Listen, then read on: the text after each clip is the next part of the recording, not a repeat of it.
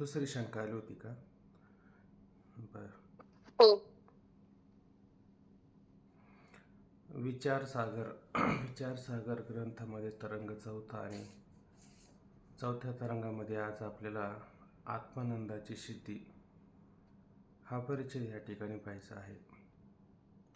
त्याआधी शिष्याने काय शंका केली होती की गुरु महाराज, माझा आत्मा आनंदरूप आहे असे आपल्या उपदेशाप्रमाणे मानावे, तर यत्किंचित अनुकूल विषय प्राप्त झाल्याबरोबर जो आनंद उत्पन्न होतो तो का व्हावा? आत्मा तर मूळचाच आनंदरूप आहे, मग विषयप्राप्तीने आनंद उत्पन्न कसा होईल? आणि जर अनुकूल विषयप्राप्तीने आनंद उत्पन्न होतो तर आत्मा आनंदरूप नाही, आनंद विषयातच आहे असे मला वाटते. झालं होते बोलून. या शंकेचे समाधान आत्मा आनंदरूप आहे किंवा आनंद विषयापासून उत्पन्न होतो एवढाच विचार करण्याचा विषय आहे. त्याचे उत्तर श्रीगुरु देतात. पहा आता खाली. आता मुद्दा या ठिकाणी काय होता की माझा आत्मा आनंदरूप आहे असं जर त्या ठिकाणी मांडलं, मग आत्मा जर आनंदरूप असेल तर त्याला विषयापासून आनंद उत्पन्न व्हायला नाही पाहिजे. जर त्याला विषयापासून आनंद उत्पन्न होत असेल तर मग नक्की आनंद विषयामध्ये आहे का आत्म्यामध्ये आहे असा प्रश्न उद्भवतो. म्हणून आता शंका अशा पद्धतीची आहे की आत्मा आनंदरूप आहे किंवा आनंद हा विषयातून मिळतो, या दोन गोष्टींचा या ठिकाणी काय करायचा आहे, विचार करायचा आहे. त्यासाठी परिच्छेद क्रमांक 4 आपण सुरुवात करत आहोत. आत्मानंदाची सिद्धी.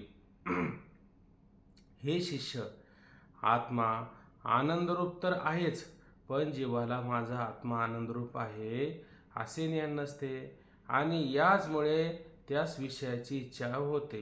काय होतं, शिष्याला सांगतात की आत्मा हा प्रत्येकाचा आनंदरूप नाही का? सर्वच त्या ठिकाणी आनंदरूप आहे. आनंदरूप नाही असं मात्र होत नाही. सगळे जीव आहे ना आनंद भोगल्याशिवाय, बघा असं नेम केला की प्रत्येकाला जर आत्मानंदाचा आनंद झाला नाही तर तो जीव जगू शकत नाही, त्याचे प्राण आहे ना त्याच्या शरीरामध्ये राहू शकत नाही. म्हणून प्रत्येकाचा आत्मा आनंदरूपच आहे आणि प्रत्येक आनंदाचा उपभोग घेतच आहे. फक्त त्याला असं वाटतं की हा आनंद मला विषयापासून झाला, पण हा आनंद त्याला विषयापासून होत नाही. हा आनंद त्याला आत्मानंदाचाच होत असतो, पण त्याची समजूत फक्त हा आनंद विषयांपासून प्राप्त झाला अशा प्रकारचे असते. परंतु तो विषयापासून का होईना आनंद होतोच, सुख होतं, म्हणून तर तो जगू शकतो. ज्याला बघा आता झोपतो कोणी आपण,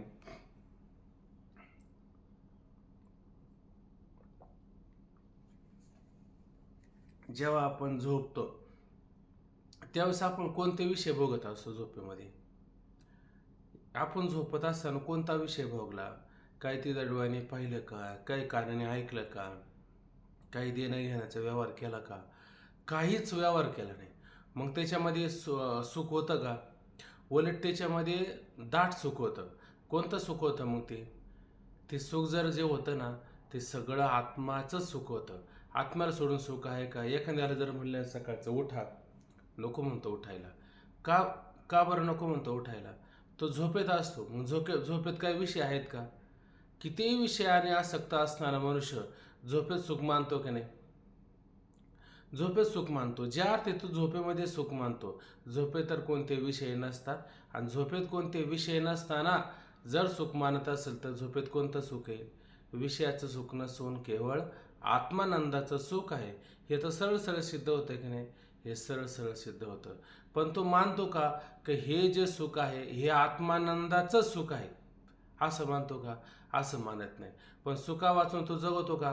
त्याच्या जीवनामध्ये मला सांगा, 2000च्या नोटा तयार केल्या परत आणि त्याला मोजायला दिल्या, सांगितलं झोपूच नको, तुझा आवडता विषय काय आहे? हे नोटा, हे पैसे, हेच मोज असं त्याला म्हटलं, झोपू नको. किती दिवसापर्यंत नोटा मोजेल? किती दिवसापर्यंत विषयाचं सुख भोगेल? 1 दिवस, 2 दिवस. तिसऱ्यांदा तो स्वतः म्हणन का नाही, हे पैसे आणि तुम्ही याला आग लावा, पण मला मात्र झोपू द्या. अहो, झोपेत काही विषय आहेत का? अरे झोपेत नसले विषय तरी मला झोपायचं असं म्हणतो. याचाच अर्थ कोणतं सुख भोगतो तो? तो ब्रह्मसुख भोगण्याचा प्रयत्न करतो. झोप जर नसेल तर तो जिवंत राहील का? जिवंत राहू शकत नाही. याचाच अर्थ तो आत्मानंदाचं सुख भोगत असतो, असं लक्षात घेतलं पाहिजे. असो, आत्मा आनंदरूप तर आहेच, पण जीवाला माझा आत्मा आनंदरूप आहे असे ज्ञान नसते आणि याचमुळे त्याच विषयाची इच्छा होत असते. जर त्याला माझा आत्मा आनंदरूप आहे तर त्याची विषयाकडे प्रवृत्ती झाली असते का? स्वाभाविक आणि व्यावहारिक प्रवृत्ती होते, तो भाग वेगळा. पण विषयाच्या ठिकाणी आसक्ती निर्माण झाली असते का? आसक्ती मात्र निर्माण झाली नसती. त्याच विषयाची इच्छा होती. इच्छा झाली म्हणजे विषय प्राप्तीच्या खटपटीत जीव लागतो. जेव्हा त्याला विषय प्राप्तीची इच्छा होते की नाही, तो विषय मला मिळावा, त्याच्याकरता तो जीव, त्याची वृत्ती, त्याचा विचार सतत हे मला मिळालं पाहिजे याच्या खटपटीसाठी जीव प्रयत्न करतो की नाही. जसं तुकोबराय म्हणतात की नाही, याजसाठी केला होता टास. आता 8 तास शब्द आला की नाही, खटपट केली का नाही, कशासाठी? त्यांना जो मूळ आनंद जो आहे आत्मानंदाचा तो भोगायचा होता, म्हणून त्यांनी प्रयत्न केला. आणि आपण कोणता प्रयत्न करतो? विषय मिळवण्याचा प्रयत्न करतो. म्हणजे आपणही सुखच मिळवण्याचा प्रयत्न करतो आणि तुकोबरायही सुख मिळवण्याचा प्रयत्न करतात. पण तुकोबराय जे सुख मिळवण्याचा प्रयत्न करतात ते सुख येणारं जाणारं नाही, आणि आपण जो प्रयत्न केलेला आहे विषय प्राप्ती करता ते सुख मात्र कसं आहे, येणारं जाणारं आहे. परंतु खटपटीला जीव लागला की नाही, खटपटीसाठी जीव मात्र लागलेला असतोच. त्यावेळी बुद्धी चंचल होते. विषय आपण हे झाले वाटतं आपलं काल झाले आपलं आजचं आता श्री गुरूंचं हे चाललं. हा थोडं शिष्याचंही झालं होतं. वरचा मुद्दा पाहून उलट खाली व्यवस्थित लक्षात येऊन जाईल. असो, इच्छित विषय प्राप्त झाल्याबरोबर क्षणमात्र बुद्धी स्थिर होते. त्या स्थिर झालेल्या अंतर्मुख बुद्धिवृत्तीत आनंदरूप आत्म्याच्या आनंदाचे भान होते. आता तो विषय मिळवायचा आहे की नाही, मग तो विषय मिळवण्याकरता मग ती वृत्ती, तो जीव काय करतो, खटपटीला लागतो. आणि ज्या वेळेस त्याला जो विषय प्राप्त करून घ्यायचा होता तो विषय त्याला प्राप्त झाला, तेव्हा तो म्हणतो आता निश्चिंतेने पावलं विसावा. आता मला मात्र विषय मिळवायचा नाही, आता मला विषय मिळाला. मग आता वृत्ती खटपटीला लागेल का? ती वृत्ती त्याची चंचल होईल का? तर ती मात्र होणार नाही. ती आता काय झाली, इच्छित विषय प्राप्त झाल्याच्या नंतर स्थिर झाली. आणि त्या स्थिर झालेली जी वृत्ती ती कशी होती, आता अंतर्मुख होते. आता ती विषयाकरता बहिर्मुख आहे का? बहिर्मुख नाही. आणि मग त्या अंतर्मुख वृत्तीमध्ये कशाचं भान होतं? आत्मानंदाचंच भान होतं. आणि तो म्हणतो विषयातून सुख झालं. फक्त इथं फरक इतकाच होतो की कावळा बसावा आणि फांदी मोडावी, एवढाच फरक आहे अशा पद्धतीनं. आणि त्याला असं वाटतं विषयातून सुख झालं. सुख तर खरं ते आत्मानंदाचंच होत असतं. विषय प्राप्ती आणि स्थिर बुद्धीत आत्मानंदाचे भान एकाच काली होत असल्यामुळं आता ह्या दोन्ही गोष्टी कशा होतात, युगपत होतात. जसं पाण्यावरलं शेवळ बाजूला केलं की लगेच आपल्याला पाणी पाहायला मिळतं, बटन दाबलं की लाईट लागते, असं त्या ठिकाणी होत असतं. मग कुणी म्हणा बटन दाबलं म्हणजे बटन दाबल्यामुळं लाईट आली. ती लाईट खरी बटन दाबल्यामुळं आली का खरी त्याच्यामध्ये आपलं बल्ब लागला असं समजा. बटन दाबल्यामुळं बल्ब लागला का त्याच्यामध्ये विद्युत वाहू लागली म्हणून बल्ब लागला, तर विद्युत वाहू लागली म्हणून बल्ब लागला. पण आपण म्हणतो बटन दाबल्यामुळं. तसं हा आनंद आत्मानंदाचा असतो, परंतु आपण म्हणतो विषयातून आम्हाला हा आनंद प्राप्त झाला. तर विषय प्राप्ती आणि स्थिर बुद्धी, तर त्या दोन गोष्टी काय होतात, एकदम एकाच काली होत असतात, युगोपत होत असतात आणि त्यामध्ये आत्मानंदाचं भान होत असतं. विषय प्राप्तीने माझ्या ठिकाणी आनंद उत्पन्न झाला असे जीवास वाटते. पण पण वास्तविक आनंद आत्म्याचाच असतो. हा आनंद कशाचा असतो? आत्म्याचाच आनंद असतो. याचं उदाहरण दिलं की एका पात्रात पाणी भरून स्वच्छ पौर्णिमेच्या मध्यरात्री ते पात्र उघड्या जागेवर ठेवावे. त्यावेळी जर पाणी स्थिर व स्वच्छ असेल तर त्या पाण्यात चंद्रबिंब स्पष्ट दिसते. पंचदशी पाहिली का? पंचदशीमध्ये आहे ना याची उदाहरणं अगदी विस्तारपूर्वक दिलेली आहे. पण काय आता विस्तारपूर्वक जर दिली तर आणि थोडक्यात जर दिली तर हा दृष्टांत जो आहे हा फार काय कठीण आहे असं नाही. सरळ सरळ पौर्णिमेची रात्र असावी, त्याच्यामध्ये मोठं पात्र असेल पारात वगैरे, त्याच्यामध्ये पाणी भरून ठेवायचं आणि स्वच्छ पाणी भरून ठेवायचं. पाणी स्वच्छ असेल आणि न हलणारा असेल तर आकाशात असणारा जो चंद्र आहे पौर्णिमेचा तो जसा आहे तसा प्रतीतील येईल करे, जसा आहे तसा. आणि पाणी जर हालू लागलं म्हणजेच पाणी हालू लागलं तर चंद्र कसा दिसतो? हलणारा दिसतो. आणि पाणी त्या ठिकाणी स्थिर असेल तर चंद्र कसा दिसतो? आकाशातला अगदी स्थिर दिसतो. म्हणजे पाणी स्थिर आहे, चंद्र तो प्रतिबिंब व्यवस्थित. तसंच आपल्या अंतःकरणाची वृत्ती स्थिर आहे तर त्याचा अर्थ काय होतो? त्याला आत्मानंदाचं निष्प्रतिबंधक अशा पद्धतीचं सुख भोगायला मिळतं. आणि आपल्या अंतःकरणाची वृत्ती नेहमी चंचल असेल तर आपल्याला आत्मानंदाचं भान होईल का? तर आत्मानंदाचं भान होणार नाही. असं पाणी स्वच्छ असेल तर त्या पाण्यात चंद्रबिंब स्पष्ट दिसते आणि वाऱ्यामुळे किंवा अन्य कारणाने पाणी हालू लागले तर त्यात चंद्रबिंबाचे भान होत नाही. त्याप्रमाणे जेव्हा बुद्धी स्थिर असते तेव्हा त्या बुद्धीत आत्मरूप आनंदाचे भान स्पष्ट होते. तेव्हा आपली अंतःकरणाची वृत्ती जेव्हा अगदी स्थिर त्या ठिकाणी होते, त्या स्थिर असणाऱ्या वृत्तीमध्ये काय होतं? आत्मानंदाचं भान सुद्धा अगदी स्पष्टपणे होतं. आणि ज्यावेळी पुन्हा विषयाची इच्छा उत्पन्न होते त्यावेळी बुद्धी चंचल असल्यामुळे आत्मानंदाचे भान होत नाही. बुद्धी चंचल होते ना तेव्हा आत्मानंदाचे भान होत नाही. म्हणजे पारच भान होत नाही का? होत असताना भान कधी कधी बघा ना, आता काहीतरी आपल्याला मिळणार आहे अशी त्याच्या मनामध्ये भावना तयार होते का नाही? म्हणजे तिथं काही काही ठिकाणी वृत्ती स्थिर होते का नाही? जिथं जिथं वृत्ती स्थिर होत असते तिथं तिथं त्याला भान होतच असतं. म्हणजे भान होत नाही असं नाही, नाही तर तो जीवन जगू शकत नाही ना. म्हणजे समजा आपल्याला एकच विषय मिळवायचा आणि त्या विषय मिळवत असताना बाकीचे थोडेफार विषय मिळतात की नाही आपल्याला, त्या ठिकाणी पण वृत्ती स्थिर होते का नाही? समजा आपल्याला एखाद्या गोष्ट, आता समजा हे एखादं घर वगैरे बांधायचे, बऱ्याच दिवसापासून प्रयत्न चाललाय, म्हणजे मग तो एकदम जागाच असतो का? झोपत वगैरे काही नाही का? म्हणजे झोपलं म्हणजे त्याला आत्मानंदाचं भान होतच की नाही? जेवण केलं म्हणजे आत्मानंदाचं भान होतं, पाणी प्यालं म्हणजे आत्मानंदाचं भान होतं, कोणी त्याचं समाधान जर केलं तरी आत्मानंदाचं त्याला भान होत असतं. म्हणजे त्या ठिकाणी त्याची वृत्ती काय होते? स्थिर होते. आणि स्थिर वृत्तीमध्ये आत्मानंदाचं भान होतं. असं म्हणू नये की त्याला अजून इच्छित विषय मिळाला नाही म्हणून भान होत नाही, पण त्याला हे भान नेहमीच होत असतं. आता असं आपल्याला, आता तो पुढे विषय येणार, तो विषय आता इथं नको सांगायला, समाधीचा विषय सांगायचा होता. समाधीमध्ये प्रत्येकाला आत्मानंदाचं भान होत असतं. तर तो आता ते पुढे योगाचं वर्णन आलं का तिथं मला आठवण करून द्या, तिथं आपण त्याच्याविषयी बोलू म्हटलं तर. यावरून आनंदरूप आत्माच आहे, विषयात आनंद मुळीच नाही हे सिद्ध झाले. आता शिष्य म्हणतो, महाराज, अनुकूल असणाऱ्या स्त्रीधन पुत्रादी विषयापासून प्रत्यक्ष आनंद होत असता त्याच्या ठिकाणी आनंद मुळीच नाही असे कसे समजावे? स्त्रीधन पुत्राधिकापासून कालच उदाहरण झालं की याच्यामध्ये आनंद नाही का? उलट घरात ते जर नसते तर ते म्हणतो काय, ते हे घर खायला उठलं. आणि जेव्हा ते घरामध्ये सगळेजण येतात तर म्हणतो आता कसं घर भरल्यासारखं होतं. आता घर भरल्यासारखं होतं किंवा घर फार खायल्यासारखं झालं होतं. घर काही त्याला खायला उठतं का? पण त्याला त्याच्यात काय होत नव्हतं, त्याला इच्छित विषय मिळाले नाही म्हणून आत्मानंदाचं भान होत नव्हतं.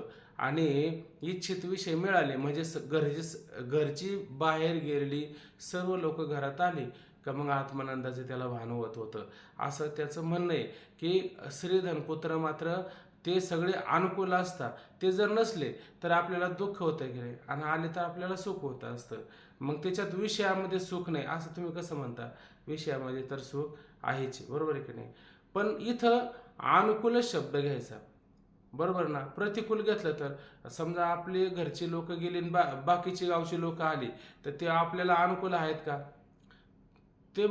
तो उलट म्हणतो हे लोक घरात आले म्हणजे घरात काही वस्तूंची नासधूस लोक करतील, त्या वस्तूंना खाऊन संपून टाकतील म्हणून त्याला काळजी लागते, तर त्याला ते कसे अनुकूल नसून प्रतिकूल आहे.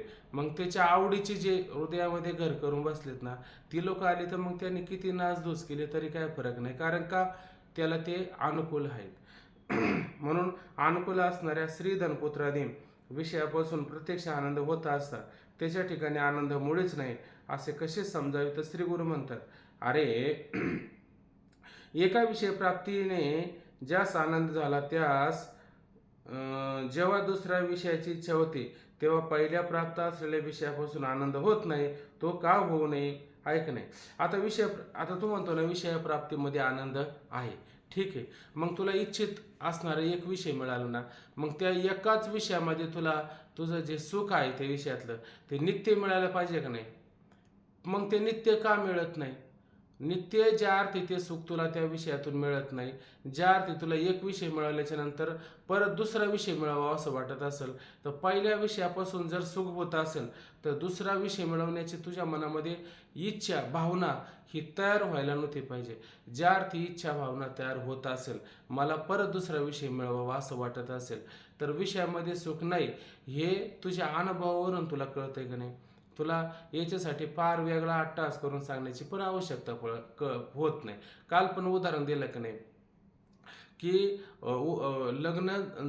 लग्न जमण्याच्या आधी कितीतरी वेळा फोन करत असतो. आता काल कीर्तनामध्ये फार विस्तार करून सांगितला त्याचा, पण म्हणण्याचं तात्पर्य असं की आधी सारखं फोनवर बोलत असतो, अमुक तमुक तमुक तमुक, आणि इतकं फोनवर बोलत असताना आहे ना, दादाने काल सांगितलं की ती याचं प्रतिबिंब काय आहे, याचं स्वरूप काय हे तिला कळतं आणि तिचं स्वरूप काय हे याला कळतं.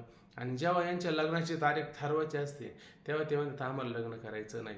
म्हणजेच काय झालं, एवढ्या दिवसापासून त्यांनी एकमेकाला जाणलं की नाही आणि सुरुवातीला तो 5-5 मिनिटाला फोन लावतो, नंतर मग तुम्हाला फोन सुद्धा करू नको. याचा अर्थ काय झाला? आता पहिल्यांदा 5-5 मिनिटाला फोन लावतो ना, आता फोन सुद्धा करायचा नाही असं म्हणतो. याचा अर्थ त्याच्यामध्ये सुख राहिलेलं नाही असा विषय होतोय की नाही? असा विषय सरळ सरळ असतो. आता पाहता खाली तेव्हा पहिल्या प्राप्त असलेल्या विषयापासून आनंद होत नाही. तो का होऊ नये? वास्तविक झाला पाहिजे, होत तर नाही, म्हणून विषयाच्या ठिकाणी आनंद मुळीच नाही असेच म्हटले पाहिजे.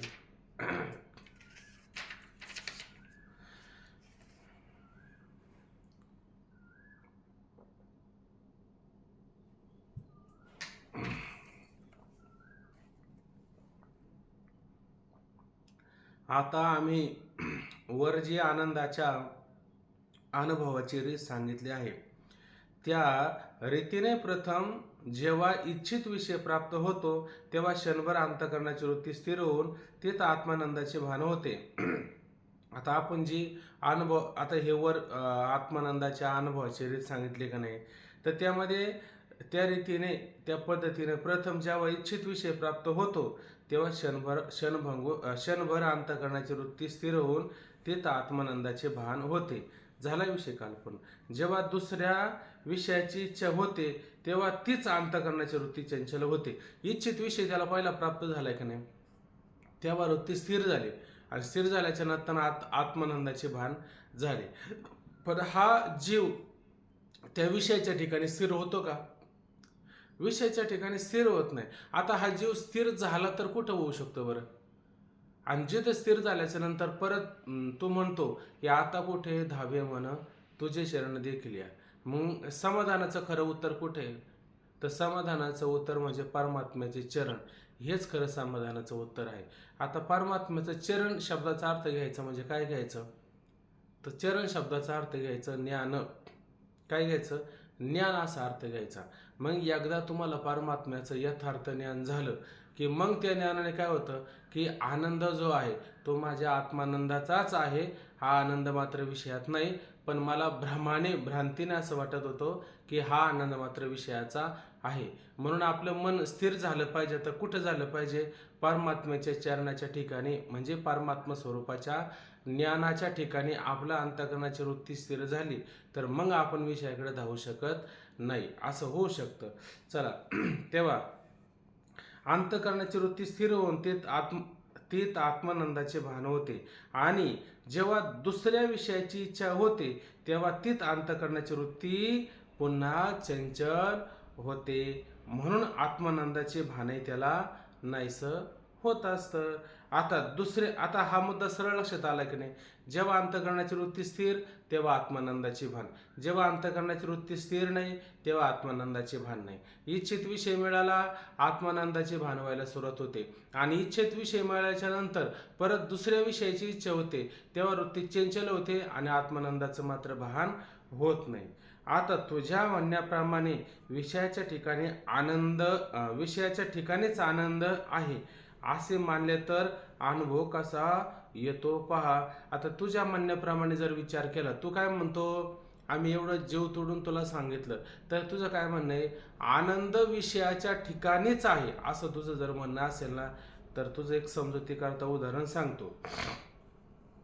पहा आता, समज की कोणाचा प्रिय पुत्र किंवा दुसरा कोणी अत्यंत प्रिय पुरुष बहुत दिवसांनी एकाकी भेटला, तर त्यास पाहून प्रथम क्षणी जो आनंद होतो तो दुसऱ्या क्षणी नाही, आहे का नाही.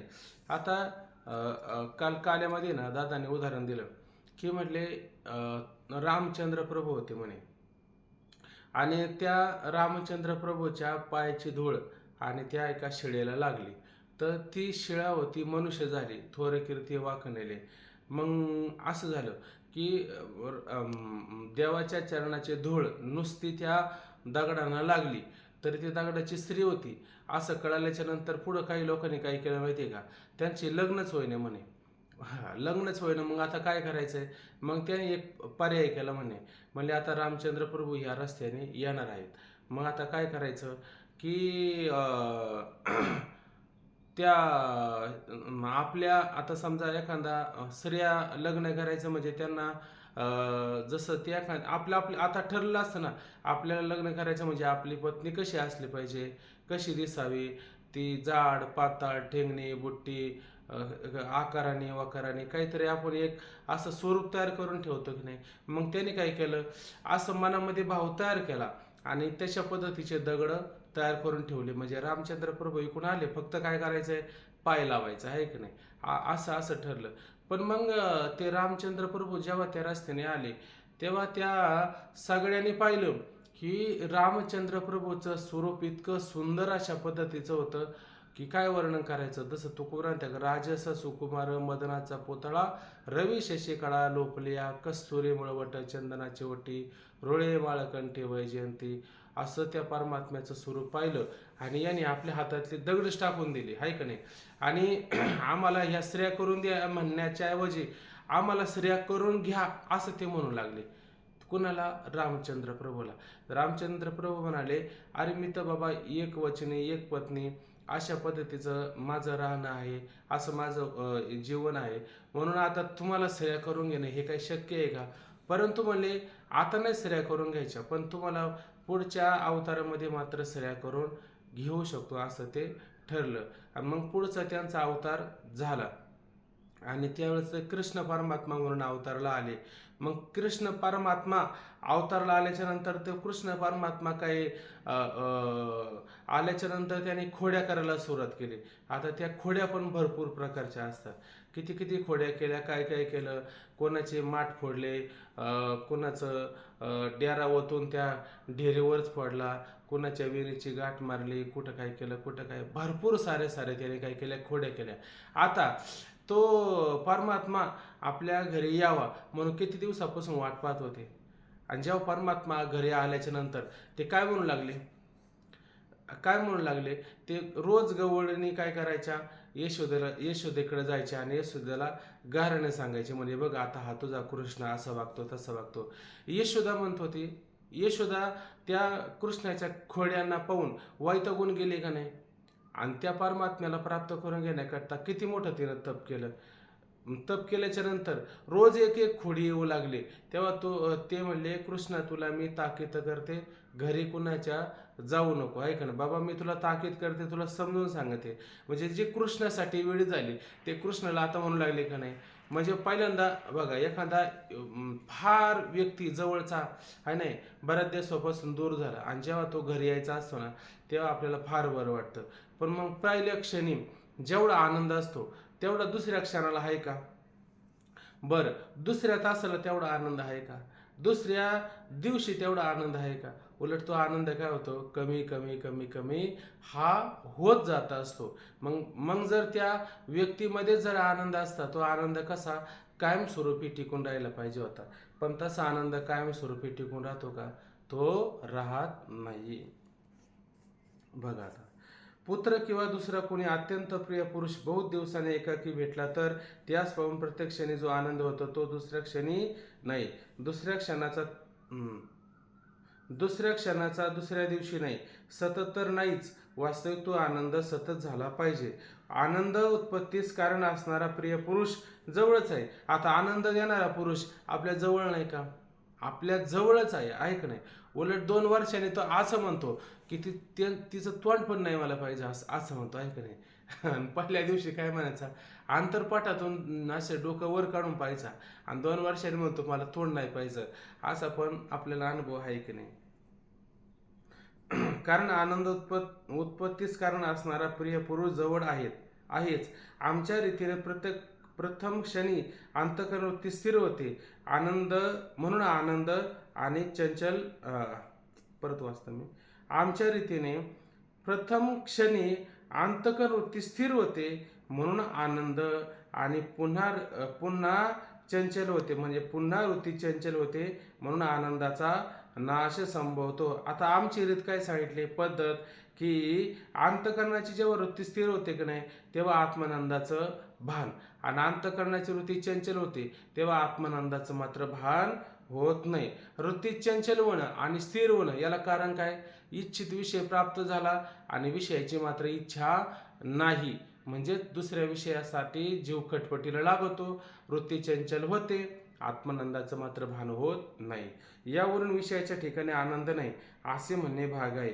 विषय प्राप्त असेल तर आनंद, विषय प्राप्त नसेल तर आनंद नाही, असे तुझ्या म्हणण्याप्रमाणे मानले तर योग्यांना समाधीमध्ये किंवा झोपेमध्ये कोणताही विषय प्राप्त नसता जो आत्मानंदाचा अनुभव येतो तो कसा यावा? झोपेचे एक उदाहरण देऊन सांगितलं आणि योग्याला समाधीमध्ये एक उदाहरण देऊन सांगितलेलं आहे. 2 उदाहरणं देऊन सांगितलं. जेव्हा योगी समाधी लावतो तेव्हा योगी समाधीमध्ये काय काय भोगत असतो बरं? काय काय विषयांना भोगत असतो समाधीमध्ये? 5 विषय आहेत त्या ठिकाणी, रूप, रस, गंध, स्पर्श, हे पंचविषय आहेत का नाही? या विषयांमध्ये तो जीव काय भोगत असतो समाधी काळामध्ये? उलट काहीच भोगत नाही. उलट ह्या सगळ्या विषयांना बाहेर करतो. नाही समाधीचं सुख जर कळालं तर विचार करा, झोपेमध्ये आपण किती विषय भोगतो. उलट त्याला जर म्हटलं ना, चल बाबा किती वेळ झोपतो, आता भूक लागली असेल जेवून घे, असं जर म्हटलं ना, नको म्हणतो मला जेवण नको म्हणतो. अरे ते जेवल्यातच तुला विषय, उलट जेवण हा विषय नाही का? जेवण हा विषय, आणि शिवाय आवडीचं जेवण केले आता जेव, तरी पण तो नको, मला आवडीचं जरी असलं तरी पण नको. याचा अर्थ विषयात आनंद आहे का? आणि जर विषयात जर आनंद असता तर तो झोपून राहिला असता का उठून बसला असता? उठून बसला असता. ज्या अर्थी विषयात आनंद नाही, झोपेत आनंद आहे, त्या अर्थी तो झोपेचीच इच्छा करतो. म्हणजे झोपेत काय, विषयरहित केवळ त्या ठिकाणी परमानंदाचं सुख भोगत असतो, बरोबर आहे की नाही? पण झोपेतलं सुख जे असतं ना, हे सत्वगुणापासून उत्पन्न होत नाही. झोप हे तमगुणाचं कार्य, म्हणून तो आनंद सुद्धा कसं आहे, तमगुणाचं कार्य जड असतं, बरोबर आहे की नाही? म्हणून त्याच्यामध्ये शरीर कसं पडतं, जड पडतं, आहे का नाही? आणि जेव्हा आपण समाधी किंवा योगी समाधीमध्ये जातात की नाही, त्यांच्या अंतःकरणाची वृत्ती कशी असते, निर्विकल्प अवस्थेला प्राप्त होते की नाही. आता बहुतेकांचं असं म्हणणं असतं की ध्यान करत असताना आहे ना, अंतःकरणाची वृत्ती आहे ना, अशी एकदम स्थिर झाली पाहिजे, काही कळलंच नाही पाहिजे. काही कळलं नाही पाहिजे, मग सुषुप्ती चांगली नाही का? मग योगेश महाराज, अहो सुषुप्ती काळामध्ये तुम्ही काय करता मग? तेव्हा वृत्ती कुठं असते? तेव्हा ती पूर्णपणे काय झाली असते, मूढ वृत्ती झाली असते. तिला ज्ञान तरी होतं का त्या ठिकाणी? आपल्या स्वरूप स्थितीमध्ये गेलेली असते, तिला ज्ञान पण होत नाही. मग इतक्या काळ सुषुप्तीमध्ये तुम्ही भोगला, पण हा सुषुप्ती काळामध्ये भोगला हे तुम्हाला प्रगट करण्याकरता जागृतीमध्ये यावं लागतं का नाही? मग निर्विकल्प समाधीचा अर्थ काय होतो माहिती का? निर्विकल्प समाधीचा अर्थ एवढंच लक्षात घ्यायचं की तिथं वृत्ती आहे पण ती विषयाचं ग्रहण करत नाही. जसं कधी बघा त्या आजाराच्या काळामध्ये त्याला काहीतरी आजार होतो का, तो फक्त लोकांकडे पाहतो पण काही प्रतिक्रिया देऊ शकत नाही. त्याला कोणता आजार तरी म्हणतात वाटतं काहीतरी. बऱ्याच दिवसापर्यंत तो असा त्याचा हात पाय वगैरे काही हालत नाही, असं फक्त इकडे तिकडे पाहतो परंतु कोणाला प्रतिक्रिया मात्र देत नाही. तशी हा? कोमामध्ये त्यांनी म्हणले ना, कोमामध्ये गेल्यासारखं आहे का नाही. तसं तो असं एकदम ब्रेन डेड असतो. स्थिर असतो आहे का नाही. त्याची वृत्ती असते त्या ठिकाणी पण त्या वृत्तीमध्ये तो मात्र कोणत्याही विषयाचं ग्रहण करत नाही, असा एकदम स्थिर असतो. आता ही जी समाधी वृत्ती की नाही, साधू संत आहे ना, उठता बसता खाता पिता ही त्यांची सुद्धा काय समाधी अवस्था असते. समाधी अवस्था म्हणजे परमात्म्याशी समरूप होणं, परमात्म्याशी एकरूप होणं, हीच खरी काय समाधी अवस्था असते. हीच निर्विकल्प. निर्विकल्प म्हणजे काय माहिती का? कोणत्याही प्रकारची कल्पना नाही. आता आपण बघा जेव्हा त्रिपुटी लावतो की नाही, त्रिपुटीमध्ये कल्पना चालूच आहे का नाही आपली. ध्याता ध्यान आणि ध्येय, प्रमाता प्रमाण आणि प्रमेय. तसं ध्यान ते मंत्र घेत असताना त्रिपुटी सहित मंत्र घेतो की नाही, म्हणजे त्याची कल्पना चालू आहे का नाही. जोपर्यंत कल्पना आहे तोपर्यंत तो निर्विकल्प समाधीला प्राप्त होईल का? होऊ शकत नाही. निर्विकल्प म्हणजे कोणत्याच प्रकारची कल्पना मनामध्ये न येणं, कल्पना रहित अवस्था. मग अशा ध्यानात बसूनच कल्पना रहित होता येतं का? असं शांत विचार करता करता कधी कधी आपण विचार करायचा पण बंद होऊन जातो, कधी कधी विचार करायचं बंद होऊन जातो. आणि मग त्यावेळेला आपल्याला कोणता आनंद मिळतो आपल्याला? तर आत्मानंदाचाच आनंद मिळत असतो. म्हणजेच मग विषयामध्ये सुख आहे का आत्मानंदामध्ये सुख आहे? विचार करायला. आणि याचा निश्चय काय होता की इच्छित विषय प्राप्त झाले की त्याच्यात सुख मिळतं, त्याच्यामध्ये सुख नाही. त्या काळामध्ये आत्मानंदाचंच मात्र काय करत असतो? सुख भोगत असतो. मग विषयात सुख मानायला जर गेलं तर समाधीमध्ये सुख व्हायला नाही पाहिजे आणि झोपेतही सुख व्हायला नाही पाहिजे. ज्या अर्थी झोपेत आणि समाधीमध्ये सुख होतं त्या अर्थी हे सुख आत्मानंदाचं आहे, विषयाच्या ठिकाणी सुख नाही. हे आता ह्या ठिकाणी निश्चित झालं. यावरून सर्व अवस्थेत आत्मानंदाच्या जीवांना भान होते, म्हणून विषयामध्ये आनंद मुळीच नाही असे म्हणणे प्राप्त आहे. आणि याच करता आत्मानंदास घेऊनच सर्व जीव मात्र आनंदी होत असतात. याकरता कोणीही जीव अशा पद्धतीने जर विचार केला तर कोणीही जीव आत्मानंदाला सोडून आहे का नाही आणि विषयात केवळ भोगतो असा जर म्हणत असेल तर त्याचा तो त्या ठिकाणी काय आहे? भ्रम आहे. सगळे जीव आत्मानंदाला घेऊनच असतात, आत्मानंदाचा त्याग करून मात्र कोणी नसतं. याकरता आत्मानंदासच घेऊन सर्व जीव आनंदी होतात असे असे वेदात सांगितले आहे. आता आणखी काही शंका असेल तर ती विचार. आता पुढची शंका विचारतात. परिच्छेद क्रमांक 5 पहा.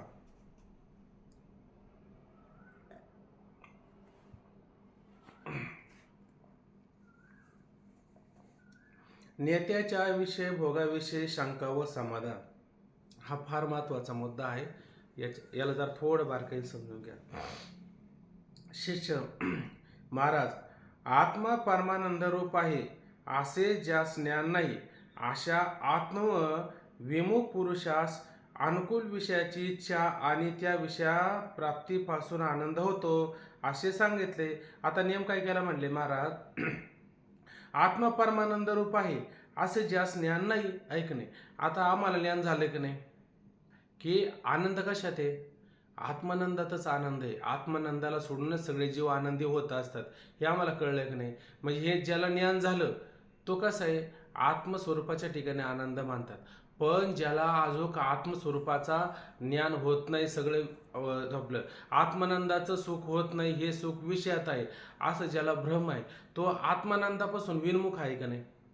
तो अज्ञानी. तो कशात आनंद मानणार? आता तो आनंद केवळ विषयातच मांडणार. आणि ज्याला हे कळालं, आता विचारसागर ऐकून हे कळालं का विशेष आपलं आनंद सगळा कशात आहे, आत्मानंदामध्ये आनंद आहे. आणि तो कशात आनंद मानणार, आत्मानंदात. आणि ज्याला मात्र हे आत्मानंदाचा आनंद कळाला नाही, तो कशात आनंद मानणार, विषयात. म्हणजे आत्मानंदापासून तो कसा आहे, विनमुख त्या ठिकाणी आहे. अशा आत्मविमुख पुरुषास अनुकूल विषयाची इच्छा आणि त्या विषयापासून आनंद होतो असे आपण सांगितले. हा मुद्दा आपल्याला कळाला. पण आत्मा परमानंद रूप आहे असे ज्यास ज्ञान आहे, माझा आत्मा कसा आहे, परमानंद रूप आहे असं ज्याला त्या ठिकाणी ज्ञान आहे, म्हणजे तो ब्रह्मज्ञानी आहे का नाही. तो कोण झाला, ब्रह्मज्ञानी. कोण ब्रह्मज्ञानी झाला, की हा आनंद माझ्या आत्म्याचाच आहे असं ज्याला यथार्थ ज्ञान झालं, तो कोण झाला, तो मात्र त्या ठिकाणी ब्रह्मज्ञानी झाला. त्याच विषयाची इच्छा होते किंवा नाही.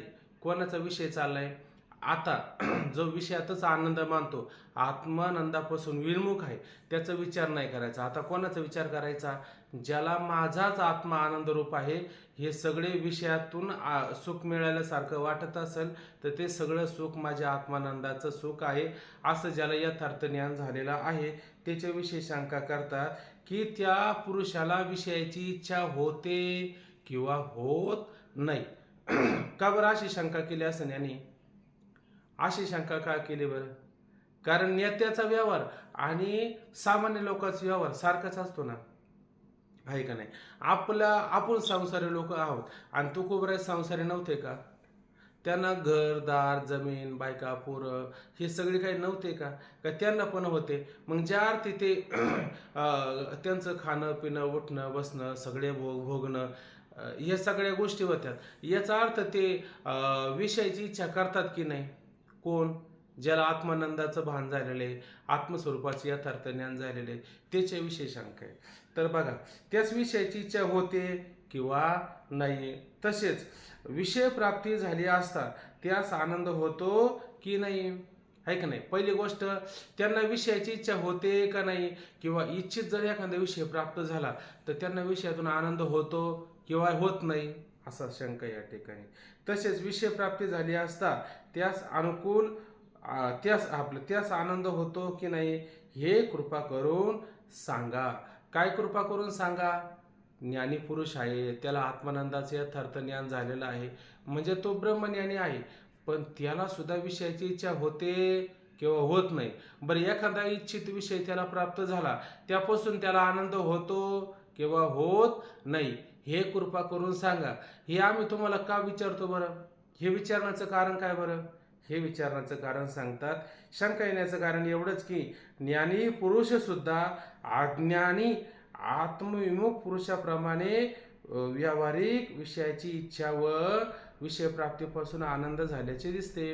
बघा, आता शंका करण्याचं कारण काय सांगितलं की म्हणजे ज्याला माझ्या आत्म्याचंच आनंदाचं भान होत असतं असं ज्याला यथार्थ ज्ञान झालेलं आहे, असे आत्मज्ञानी पुरुष सुद्धा काय करतात, असे पुरुष अज्ञानी लोकांचे कसे व्यवहार असतात की विषय प्राप्त झाला त्यांना आनंद होत असतो, तसं ज्ञानी पुरुषाला सुद्धा एखादा विषय प्राप्त झाला म्हणतात वा वा वा छान झालं बरं झालं, असं त्याने छान झालं बरं झालं असं म्हणायला नाही पाहिजे.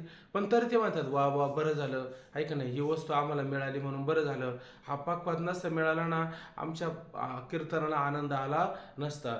अहो, पाकवाद म्हणजे विषयचे का नाही, ऐका नाही, बरं झालं, पूर्वीचा विणा काही वाजत नव्हता पण आता चांगला विणा आला, आता कसं बरं वाटतं. पहिलेचे टाळ काय, पहिलेचे टाळ म्हणजे आपल्या घोंगरमाळा नुसत्या वाजल्यासारखं, पण आता कसं काशाचा चांगला टाळ आणलाय, आता याचा आवाज कसा चांगला येतो व्यवस्थित, आता कीर्तनाचा आनंद येईल, आहे का नाही. आता कीर्तन झालं, आता भोजन कसं आहे, वा वा वा काय चविष्ट सुग्रस अन्न केलं, किती छान जेवण केलं, आहे का नाही. आता कसे झोपायला मस्तपैकी गादी दिली, उशा दिल्या, तक्क्या दिल्या, फॅन कूलर एसी मस्तपैकी लावले का नाही.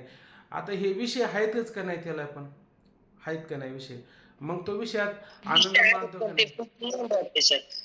विषय आहे पण ते गुंतून राहत नाही त्याच्यामध्ये. म्हणण्याचं तात्पर्य त्याची शंका काय, त्यांना विषयाची इच्छा होते का नाही. बरं, इच्छित विषय मिळाल्याच्या नंतर त्याच्यात आनंद मानतात की नाही, असा मुद्दा होता त्या ठिकाणी, आहे का नाही? मग मानावं का नाही त्याने? अहो ते पण मानणारच ना विषयातला आनंद, का मानणार नाही? पण ते विषयात आनंद मानतात का त्यांचं यथार्थ ज्ञान काय झालेलं असतं की हा आनंद विषयातून नसून माझ्या आत्मानंदाचा आनंद आहे. पण आपल्याला कसं वाटतं ते मात्र आनंद विषयात मानतात, आहे का नाही? कारण ते त्यांच्यासारखेच दिसतात. माऊली म्हणतात का नाही तैसा सामान्य तो पाहिजे.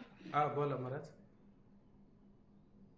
विषय भोगी विलोभता मोहन बाधी त्यामुळे विषय भोगी विलोभता विलोभता मोहन बाधी त्या ममता. मोहन बाधित्य ममता, आहे का नाही? मग याचं कारण काय झालं? याचं कारण ते त्याच्यात गुंतलेले आहेत का? पण गुंतल्यासारखे दिसतात की नाही? ते गुंतल्यासारखे दिसतात पण त्याच्यामध्ये ते अजिबात कोणत्या प्रकारे गुंतून पडत नाही. तैसा नाही जो आंतरिक दृढ परमात्मरूपी गुढ आणि बाह्य भागोरूढ लौकिक जैसा. जो आंतरिक दृढ अंतःकरणातून कसा आहे दृढ परमात्मरूपी गुढ, परमात्मा स्वरूपाचं त्याला गुढ की हे आनंद जो आहे हा परमात्माचाच आनंद आहे, आत्मानंदाचा आनंद आहे, हे गुढ त्यांना कळलं की नाही? मग बाह्य भाग म्हणजे बाह्य भागाने म्हणजे बाहेरून जसा तो सामान्य मनुष्यासारखा दिसतो की नाही लौकिक भागू, बाहेरून तो सामान्य लोकांसारखा दिसतो पण अंतःकरणाचा कसा असतो परमात्मा स्वरूपामध्ये स्थिर झालेला असतो. माऊली म्हणतात तैसा सामान्य तो पाहिजे तरी साधारणचे देखीचे. तुम्ही म्हणता वाह, अहो ते सुद्धा विषयात भोगतात, त्यांना सुद्धा विषय बरे वाटतात, त्यांना खाऊ पिऊ वाटतं, त्यांना सगळं लेव वाटतं, हे असं वाटतं. मग याचा अर्थ हे सगळं जरी वाटत असेल पण त्याची अंतःकरणाची जी स्थिती असते त्या स्थितीचं तुम्ही वर्णन करू शकता का? एरवी निर्धारता नेणे जे सोय जायची, सोय म्हणजे त्याची स्थिती त्याची अवस्था, हिचं आपल्याला वर्णन तरी करता येईल का? हिचं आपल्याला वर्णन सुद्धा करता येणार नाही. अशा आत्मस्वरूपामध्ये काय आहे ते गूढतेने त्या ठिकाणी काय आहे रममाण झालेले असतात. पण व्यवहार करताना कसे तो मनुष्यासारखा तरी आवडे परी मनुष्य तो त्याला घडे. तो मनुष्यासारखा वाटतो आपल्याला पण मनुष्यपणा त्याला घडेल का? घडणार नाही, आहे का नाही? म्हणून तो देहासंगतच असतो, कधी याला टाकून असतो, देहाला मात्र टाकून नाही. सगळे व्यवहार जो करतोय की नाही तो सामान्य मनुष्याप्रमाणेच व्यवहार करतो, बरोबर आहे की नाही? तो देह संगतरी असे परी चैतन्यासारखा दिसे. कोणाला चैतन्यासारखा दिसतो? त्याच्या जातीचं असतील तर त्याला दिसेल ना, ऐकडे त्याच्या जातीचं म्हणजे त्याची वळ म्हणजे जसं तुकोबराय म्हणते का नाही पारधीच्या खुना जाणीत येण्याची साधाव्या. पारधी असतो की नाही आणि पारधीच्या खुना म्हणजे त्याची लक्षणं त्याचे चिन्ह हे कोणाला कळतील बरं? दुसरा पारधी असेल तर त्यालाच कळते की नाही भक्ताचा महिमा भक्ताची जाणती दुर्लभ या गती अनेकाशी. भक्ताचा महिमा कोणाला कळल? भक्तालाच कळल ना, का दुसऱ्याला कळल? तशा पारधीच्या कोणाला कळल? दुसरा पारधी असेल तर म्हणतो याने प्रसंगी तो काळी काय काय असतं फाशे वाघूर आणि कुऱ्हाडी ह्या पारध्याकडे 3 गोष्टी असतात की नाही. ज्या अर्थी ह्या 3 गोष्टी घेऊन फिरतोय तर दुसरा पारधी म्हणून हा मला माहिती आहे पारधीचा असलं पाहिजे. कशावरून? याच्याकडे काय फासे वाघूर आणि कुऱ्हाडी हे आहे का नाही याचा अर्थ हा पारधी आहे. तसं हा ब्रह्मन याने आहे हे कोणाला कळल? जाणीत येण्याची साधाव्या. पारधीच्या पुन्हा जाणीत येण्याची साधाव्या हे त्यालाच कळल. आपण अज्ञानी मनुष्य काय म्हणून अहो हे कसले संतन कसले काय हे खातात पितात यांना झोपा लागतात हे ढाराढोर करतात आणि याला तुम्ही संत म्हणता. हे असं काही नसतं. त्याच्या बाह्य अंगावरून त्याची ओळख होईल का? बाह्य अंगावरून ओळख त्याची होणार नाही. उलट मानस जाणे जे बोली जे काय ओवी ते मानस जाणे जे म्हणजे मनुष्याच्या बोलण्यावरून कळतो की तो काय आहे, ऐका नाही का? भोगण्यावरून कळतं? भोगण्यावरून कळत नाही, तो बोलण्यावरून कळतो. जाऊ द्या आता हे वाढत चाललं आपला विषय पण पुढचा होणार नाही. चला पुढं.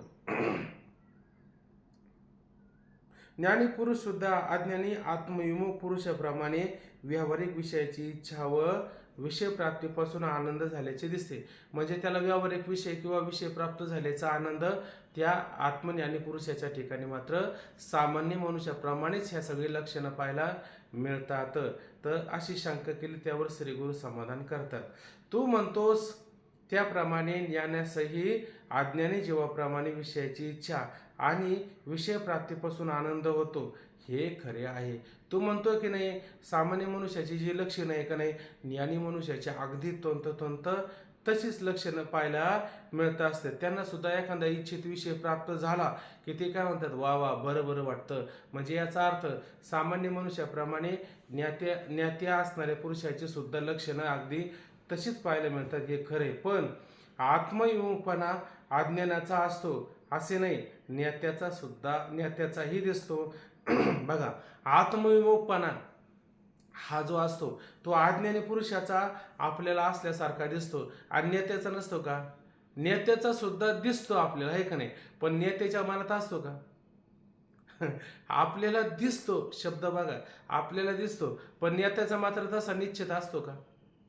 तो अंतःकरणाचा कसा असतो? अंतःकरणाचा दृढ झालेला असतो, आणि परमात्मा रूपामध्ये तो पूर्णता घडून गेलेला असतो. पण आत्मविमुखपणा अज्ञानाचा असतो असे नाही, नेत्याचाही दिसतो. पण इथं फरक इतकाच असतो, खाली पहा, फरक एवढाच की अज्ञानाचा आत्मविमुखपणा सदोदित असतो आणि नेत्याचा फक्त व्यवहारखाली असतो. आता बघा, इथं हा फार महत्वाचा असतो मुद्दा, की फरक काय केला की अज्ञानी मनुष्याचा आहे का नाही, त्याचा आत्मविमुखपणा, हा आत्मविमुखपणा तुम्हाला कळाला का? कोणाला कोणाला कळाला बरं? आत्मविमुखपणा कोणाला कळाला? तो आत्म्याच्याच ठिकाणी कायम स्थिर असतो ना. तो आत्मविमुखपणा झाला का? नाही, विमुख म्हणजे त्याचा विरुद्ध अर्थ आहे. आत्म्याला न जाणणं, आत्मानंद न समजणं, किंवा आत्मा आनंदी आहे हे न कळणं. न म्हणजे विमुख. विन्मुख येतो. विन्मुख म्हणजे आत्मस्वरूपाचं ज्याला यथार्थ ज्ञान नाही, तो आत्म्यापासून कसा आहे, विन्मुख आहे, आहे की नाही? आणि हा कोणाचा असतो? सदोदित म्हणजे कायम सातत्याने अज्ञानी पुरुषाचा असतो. ज्ञात्या पुरुषाचा फक्त कुठं असतो? व्यवहारकाली असतो, आहे का नाही? इतर काळामध्ये आहे का? इतर काळामध्ये मात्र नसतो, हे लक्षात घ्यायचं. म्हणून अज्ञानाचा आत्मविमुखपणा सदोदित असतो आणि त्याचा फक्त व्यवहार काळामध्ये असतो. का इथं पण दिसतोच म्हणायला पाहिजे. उलट इथं पण म्हणलं तरी दिसतो, म्हणलं तरी काय हरकत नाही, ऐक नाही. तो व्यवहार काळामध्ये फक्त दिसत असतो. त्याला पण आनंद वाटतो का नाही? इच्छित वस्तू मिळाली, बरं झालं मिळाली, ऐक नाही, असं त्या ठिकाणी आपल्याला वाटतं, भोगताना वाटतो, ऐक नाही. वाटतो म्हणजे फक्त तो दिसतो असं म्हणायचं. कोणाला दिसतो? जाणीतीच्या खुणा, पारदीच्या खुणा जाणीतीनेची साधाव्या. संताचा महिमा, ऐक नाही, संताची जाणती काय अभंग आहे, आठवतो का? संताचा महिमा तो बहुदुर्गम, शब्दकाचे काम नाही येते, बहुदुधड जरी झाली म्हैस गाय, तरी काय होय कामधेनू, असं. आणि शेवटचं चरण काय आहे का, आठवतं का? इथं म्हणजे कोणाला तरी अनुभव असला पाहिजे त्याचा. हा बोला. तुका म्हणे अंगी व्हावे ते आपण तरीच महिमान कळेल. तुका म्हणे अंगी व्हावे, तर अंगी म्हणजे आपण स्वतः व्हावे, संत व्हावा, मगच आपल्याला संताचा महिमा कळेल. संतच झाला नाही तर संताचा महिमा कसा कळेल आपल्याला? तो मात्र कळणार नाही. ठीक आहे. मग अज्ञानाचा विमुखपणा सदैव असतो आणि नेत्याचा फक्त व्यवहारकाळी असतो. सदैव अनात्मकार वृत्ती राहील तर नेत्याचे भोजन आदी व्यवहार होणार नाही, आहे का नाही? आता सतत त्याची अनात्मकार जर वृत्ती राहिली तर त्यांना जर समजा त्यांनी आणि पुरुषाला जेवण जर दिलं तर त्याची वृत्ती जेवणाकडे जाईल का? पाणी जर दिलं, पाण्याकडे वृत्ती जाईल का त्याची? जाणार नाही, आहे का? मग त्याचं शरीर राहील का त्या ठिकाणी? शरीर राहणार नाही. आणि आपल्यावर उपकार कोण करणार? मग उपकार करणार नाही. मग त्याचा आत्मविमुखपणा आहे, पण कुठं? फक्त व्यवहार काळामध्ये असतो, आहे का नाही? आणि जर आहे पण तो असताना आपल्याला असं वाटतो आहे, पण तो असतो का? फक्त वर आपल्याला दिसतो, वर आपल्याला दिसतो, मग मात्र ते त्याच्यामध्ये नसतात. उदाहरण द्यायचं जर झालं तर आपल्याला नेहमी उदाहरण आहे की तुकोबरायचे दाजी, आहे का नाही, पत्नीचे भाऊ, आणि ज्या वेळेस ते तुकोबरायांच्या घरी आणि भोजन करण्याकरता आले आणि पोळ्यांचा चांगला स्वयंपाक त्या ठिकाणी केला, पण काही कारणास्तव चुकून आणि त्याच्यामध्ये मीठ घालायचं राहिलं होतं. आणि मग ते जेवायला बसले. मग जेवायला बसल्याच्या नंतर जेवण वाढलं आणि दादा घ्या ना, दादा जेवा ना, अशी तुकोबरायची पत्नी म्हणू लागली त्यांच्या भावाला, तुम्ही जेवा, तुम्ही जेवताना काही मागं पुढं पाहू नका, भरपूर जेवा, पोटभर जेवा, आहे का नाही. आता किती जेवतीन बरं, त्याच्यामध्ये मीठच नाही, आहे का नाही. तर ते आणि तुकोबराय काय करायचे, येऊ द्या येऊ द्या, मागं पुढं काय बघायचं नाही. म्हणजे खाणं काय कमी केलं का तुकोबरायने. तुकोबराय म्हणले खाऊ द्या, म्हणजे चालूच होतं जेवण तुकोबरायचं. पण तुकोबरायचे वृत्ती कुठं होते, आत्माकार झाले होते का, ते अनात्माकार झाले होते. आत्मविमुखपणा थोडा तरी होता का. एवढं जेवण झालं, पोटभर जेवलं, ढेकर दिला, पण पाहुणा मात्र जेवाना त्या ठिकाणी. का जेवाना, आता तो सगळा मिठात विषय येऊन आडला होता की त्या जेवणामध्ये मीठ नव्हता. आणि जेव्हा ती तुकोबरायची पत्नी स्वतः जेवायला बसली तेव्हा त्यांना कळालं की याच्यामध्ये मीठ नाही. म्हणून ते म्हणू लागले, कमीत कमी याच्यामध्ये मीठ आहे का नाही हे सांगावं का नाही तुम्ही आम्हाला. तुम्ही सांगितलं नाही, पाहुणा आता असाच उपाशी राहिला. तर तुकोबराय म्हणले, आता आम्ही काय खातो आणि ते आम्हाला कसं लागतं हे सुद्धा आम्हाला माहीत नाही. म्हणजे त्यांची वृत्ती कुठं होती, आत्माकार त्या ठिकाणी झालेले होते. असंच दादा नेहमी सांगतात उदाहरण, की काही शिष्यासहित ते सद्गुरू एकाच्या घरी जेवायला गेले आणि जेवायला गेल्याच्या नंतर तिथं तुकोबरायांचं चरित्र होतं आणि चरित्रामध्ये ह्या गोष्टीला फार भर दिला. आणि फार भर दिल्याच्या नंतर ते म्हणू लागले, अहो ते जेवताना त्याच्यात मीठ कमी होतं आणि म्हणून ते जेवायला ते म्हणले थोडं मीठ द्या, म्हणजे मग आपण व्यवस्थित जेवू. तर ते म्हणले, तुम्ही मीठ मागता जेवताना आणि तुकोबरायचं चरित्र सांगता. ते म्हणले, अरे बाबा ते जेवणात मीठ आहे का नाही, तुम्ही मला ज्ञानी समजता की नाही, मला ज्ञानी समजता, मग जेवणामध्ये मीठ आहे का नाही हे ज्ञानाला कळू का नाही. आणि जर त्याला मीठ आहे हे जर कळत नसेल तर त्याला ज्ञानी तरी कसं म्हणावं बरं, आहे का नाही. म्हणजे मग त्याला हे कळतं का नाही ज्ञानी पुरुषाला हे वस्तूमध्ये. आणि जर त्याला हे कळत नसेल मग त्याच्यापेक्षा अज्ञानी बरा आहे का नाही, अज्ञानी पण बरा असतो. म्हणजे मग ज्ञात्या पुरुषाचा कधी कधी ना विषयाच्या म्हणजे विषयाच्या व्यवहार काळामध्ये तो आत्मविमुखपणा पाहायला मिळतो. आणि जर कायमस्वरूपी जर तसंच राहिला, त्याला जर त्याच्यातलं मिठही कळत नाही, काही जर कळत नसेल, तर मग त्याचा व्यवहार होईल का. त्याला भूक लागली कुठं काय, काहीच होणार नाही. ते तिकडे गेले म्हणजे तसेच तिकडे गेले, परत घराकडे सुद्धा येणार नाही. म्हणून त्यांचा शरीरातील जर व्यवहार जर व्हायचा असेल तर त्यांना वृत्तीवरती मात्र यावाच लागेल, हे लक्षात घेतलं पाहिजे. भोजनादी व्यवहार होणार नाही, पण त्याबरोबर हे लक्षात ठेव की ज्या काळी ज्ञानास विषय आनंद होतो त्या काळी सुद्धा विषयापासून होणारा आनंद विषयाचा नाही, तो आत्मानंदाचाच आनंद आहे. हे पण बघा, ते व्यवहार काळी ह्या गोष्टी आपण पाहिल्या की नाही, पण त्याचा निश्चय काय झालेला असतो की आनंद हा केवळ विषयातच नसून आत्मानंदाचा आनंद आहे असा त्यांचा निर्णय झालेला असतो. तो आत्मानंदच आहे असा त्यांचा आत्मानंदाविषयी निसंदेह बोध झालेला असतो. आता उदाहरण देऊन सांगतात, ज्याप्रमाणे एखाद्या नाटकात एका राजाच्या 2 वेशधारी स्त्रिया आहेत, त्यातील एकीस हा राजा व मी त्याची स्त्री व हे राज ऐश्वर्य सत्य आहे असा भ्रम झाला, व दुसऱ्या वेशधारीस हा राजा आहे, मी त्याची स्त्री आहे व हे राज ऐश्वर्य आहे, हे राज ऐश्वर्य हे सर्व मिथ्या असून मी पुरुष आहे असा निश्चय आहे. बघा, आता एक आहे ना नाटक तयार झालं आणि नाटकामध्ये एक राजा, पूर्वी ना की नाटकामध्ये ना स्त्रिया काही काम करत नसायच्या, तर स्त्रियाच्या भूमिकेमध्ये पुरुष काम करत असायचे. तर एक त्या ठिकाणी त्या राजाचं पात्र होतं, तो पण पुरुष होता आणि त्याच्या 2 स्त्रिया होत्या. 2 स्त्रिया म्हणजे त्या स्त्रिया नाही, त्या सुद्धा काय त्या ठिकाणी पुरुषच त्या ठिकाणी होत्या, बरोबर आहे की नाही. पुरुषच त्या ठिकाणी होत्या, पण एका स्त्रीची समजूत आणि दुसऱ्या स्त्रीची समजूत, म्हणजे त्या दोघांची अशी समजूत होती की त्याच्यातली एक स्त्री स्वतःला काय म्हणायची, मी हा राजा आहे, ऐक नाही, आणि मी त्याची स्त्री आहे. आणि हे बोला, हा राजा आहे, मी त्याची स्त्री आहे आणि हे वैभव वगैरे आहे की नाही हे सत्य आहे अशी एक त्या ठिकाणी म्हणायची. आणि दुसरी काय म्हणायची, हा राजा नाही, आहे की नाही, हा कोणी भाडोत्री, भाडं देऊन, आहे की नाही, याला नाटक करायला आणलेला आहे आणि मी कायला आलेली, मी आलेली आहे का मी आलेलोच आहे मी पण आलेलोच आहे. मी कशासाठी भूमिका निभावण्याकरता आलो तर स्त्रीची भूमिका निभावण्याकरता म्हणजे राणीची भूमिका राणीच्या राणीच्या भूमिकेचं पात्र या ठिकाणी मांडण्याकरता. आणि हा कशासाठी आलाय राजाचं पात्र मांडण्याकरता आलेला आहे. आणि हे राजवैभव आहे, हे राजवैभव आपलं आहे का लोकांनी तिकीट देऊन तयार केलेलं आहे लोकांनी तिकीट देऊन तयार केलेलं आहे. आणि आपल्याला या ठिकाणी काय करायचं आहे, आपल्याला या ठिकाणी अभिनय करायचा आहे.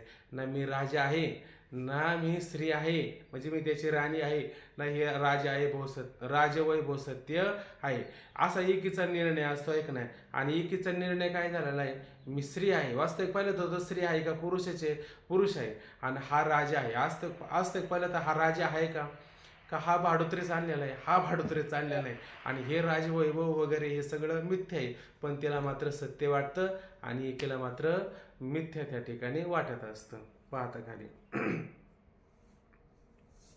असा निश्चय आहे. पण जोपर्यंत नाटक व्यवहार चालू आहे तोपर्यंत दोन्ही राजस्त्रियास राज ऐश्वर्य भोगाची इच्छा व भोगापासून होणारा आनंद समान दिसतो आहे का नाही. आता जोपर्यंत ते नाटक आहे तोपर्यंत ते नाटक करताना त्यांना आनंद आहे का नाही, ते राजवैभव भोगतात की नाही, भोगतात आहे का नाही. आता पूर्वी आपण अलका कुबलचे चित्रपट पाहायचो की नाही, त्याच्यामध्ये अलका कुबल लोकांना फार रडवत असायचे आहे का नाही.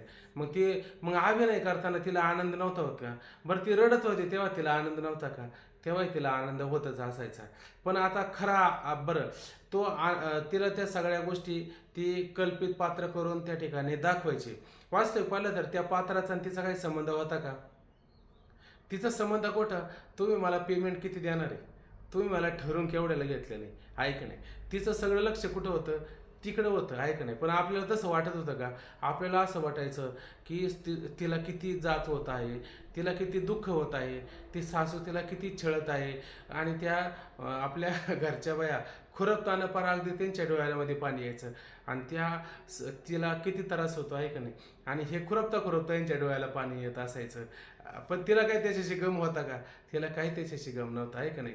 काहीतरी तो खुबरायांचा अभंग आहे, कौतुक काहीतरी खेळ मांडियाला खेळ कौतुक बहुरूपे आपले स्वरूप जाणत असे ऐक ना. स्फटिकाची शिळा उपाधी न मिळे भावदावे लाल पिवळे संगे तुका म्हणे आम्ही ह्या जनाविरहित होऊन निश्चित क्रीडा करू. हा सगळा खेळ मांडलेला आहे. याच्यामध्ये आम्ही सुद्धा काय एक त्या ठिकाणी पात्र आहोत आणि आम्ही अशा पद्धतीचा खेळ करत आहोत. पण हे सगळा खेळ आणि अशा पद्धतीनं चालू असताना पण आम्ही मात्र आमचं स्वरूप आहे त्या स्वरूपाला जाणलेलं आहे. आणि आम्ही आमच्या स्वरूपाला जाणलं असल्या कारणाने हे आलं काय आणि गेलं काय आम्हाला काही फरक पडणार आहे का, काही फरक पडणार नाही. कारण विषय येणार आहे जाणार आहे, पण आत्मानंद येणारा जाणारा आहे का. आत्मानंद कसा आहे त्या ठिकाणी स्थिर अशा स्वरूपाचा आहे, बरोबर आहे की नाही. असं त्यांचा निश्चय झालेला असतो. चला पुढं पाहता. राज ऐश्वर्य भोगाची इच्छा व भोगापासून होणारा आनंद समान दिसणार. फरक इतकाच की भ्रम असलेल्या वेशधारीस हा राजभोगाचा आनंद आहे असे वाटणार व भ्रमरहित वेशधारी हाही राजभोगाचा आनंद भोगीत आहे असे आपणास जरी दिसले तरी त्या भ्रमरहित वेशधारीचा निश्चय हा आनंद राजभोगाचा नाही, माझ्या नटवेश कृतीचा आहे असा असतो आहे की नाही. तर ज्याचा निश्चय झालेला आहे का, हे सगळं राजवैभव वगैरे सगळं प्रतीला येत आहे, तर हे सगळं तिचा नाही, हे सगळं करत असताना याच्यातून जो आनंद उत्पन्न होत आहे हा कशाचा, राजाचा राणीचा याचा त्याचा नसून हा सगळा आनंद कशातून आलेला आहे, नटवेश कृती आहे की नाही. नट आता त्या अलका कुबलला मी फार चांगलं नाटक करून दाखवते आहे की नाही, त्याचा तिला आनंद आहे का नाही. तसा हे राजा राणी वैभव याच्यात आनंद आहे का, मी चांगलं नाटक करून दाखवलं त्याच्यात आनंद आहे. हा आनंद कशाचा आहे, नटवेश कृतीचा आनंद आहे. आता हे समजून सांगायचं काम चाललंय का नाही. मग हे समजून सांगत असताना याच्यातली चांगली विस्तारात फोड वगैरे करून दाखवली, तर हे सगळं फोड करून दाखवले याच्यात आनंद आहे का नाही, याच्यात आनंद होतो माणसाला असं स्वाभाविकपणे. नुसते लोक ओव्या वाचतात आणि नुसतं वाचून पुढं चालतात, त्याला आनंद होतो का नाही. पण जेव्हा त्या ओवेचा अर्थ त्याला कळतो की नाही तेव्हा आनंद होतो की नाही स्वाभाविकपणे. मग हे काही पुढं गाथ्यात बघायचं का माथ्यात लगेच आपल्या लक्षात येऊन जातं. तसा हा आनंद कशाचा आहे? सगळा आपल्या नटवेश कृतीचा आनंद आहे असं त्याचा निश्चय असतो. असे आपणास जरी दिसले तरी त्या भ्रमरहित वेशधारीचा निश्चय हा झाला.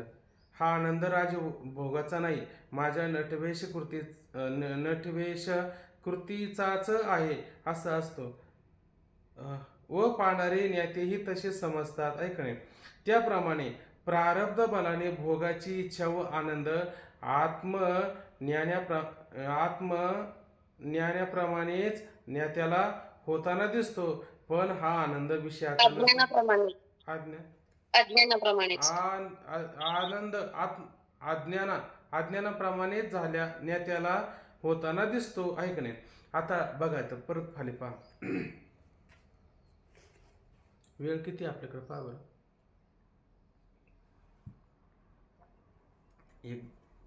इथपर्यंत घेऊ आपण खालचा मुद्दा. हा पॅरेग्राफ पूर्ण करून घेऊ वाटलं असतं, आहे की नाही.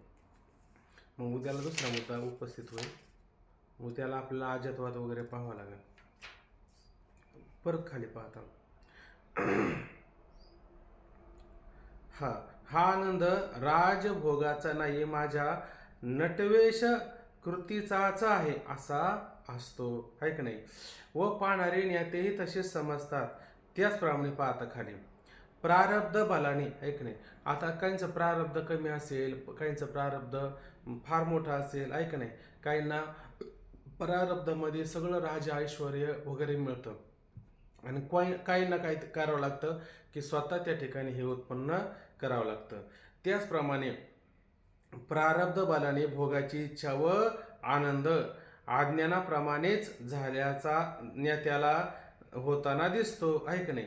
आता इथं काय दिलं की अज्ञानाप्रमाणेच ज्ञात्याला सुद्धा काय आनंद होताना त्या ठिकाणी दिसतो, पण हा आनंद विषयाचा नसून आत्म्याचाच आहे.